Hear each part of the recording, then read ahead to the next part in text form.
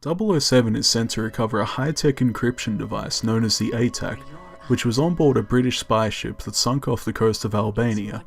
The Russians are also after the same device. Also wrapped up in this is Melina Havelock, a girl who is after revenge against the people that assassinated her parents, the very same people Bond is investigating. In the pre-title sequence for this film, it shows the graveside of James' deceased wife, referencing the events of On Her Majesty's Secret Service.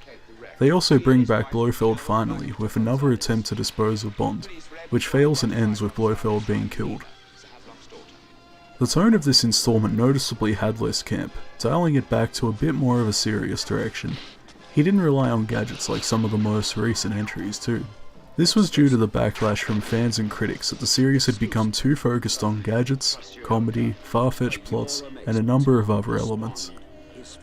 The crew decided to go back more to the model of movies like From Russia With Love.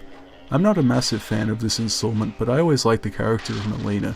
She was a good addition to the film and made the story more personal in general, something it would have lacked if it were only Bond on the mission.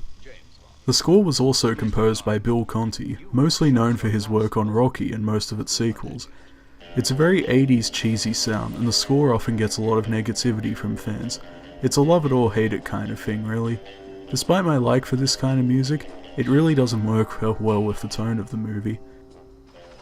This marks the first Bond film directed by John Glenn, who had worked on the franchise as far back as On Her Majesty's, in the roles of second unit director and editor.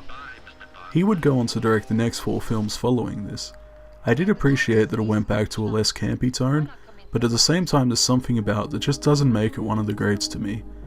I felt like it just didn't have the same top-notch quality that some of my other favourite more dramatic Bond installments did, not helping that there are a number of fairly out-of-place silly scenes that distract from the seriouser tone that it attempts.